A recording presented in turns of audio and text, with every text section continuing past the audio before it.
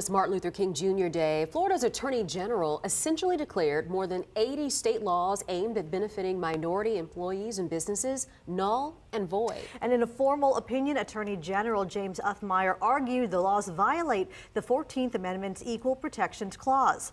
Action News Jack's state and local government reporter Jake Stofan joins us live on the South Bank to break down what this means. And Jake, this shouldn't impact local programs or policies. Yeah, this order does appear only to target state laws, things like affirmative action hiring policies at state agencies, minority-owned business preference in awarding state contracts, and grant programs intended to help minority businesses and populations. But at the same time, there is currently pending state legislation that would prohibit many of these types of policies at the local level as well.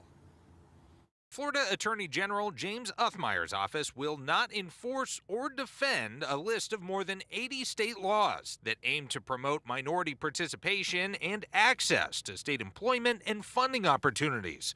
Uthmeier explained his opinion, writing, quote, "Florida laws requiring race-based state action are presumptively unconstitutional under the 14th Amendment."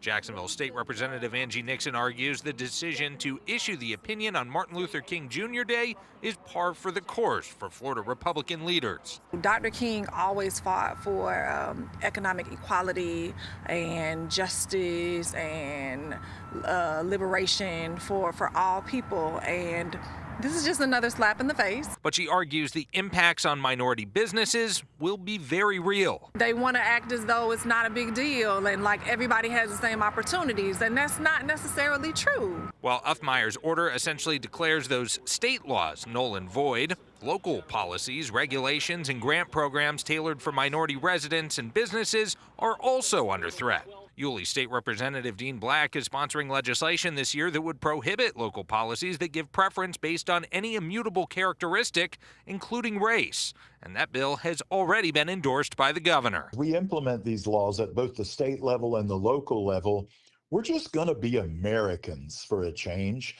And I think that'll help everyone get along better. Mayor Donna Deegan's office is currently reviewing Uthmeier's opinion and is keeping track of Black's DEI ban legislation.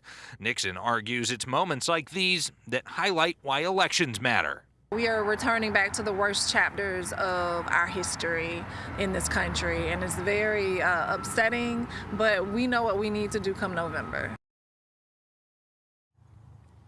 Now, Uthmeier's likely Democratic opponent in the upcoming Attorney General's race was quick to condemn today's announcement. In a statement, former state Senator Jose Javier Rodriguez said in part, quote, "It is troubling that our Florida Attorney General has chosen of all days Dr. Martin Luther King Jr. Day to announce an effort to undermine civil rights. Equal protection has never meant ignoring discrimination. It means confronting it." For local coverage and Count On Live on the South Bank, I'm Jake Stofan, Action.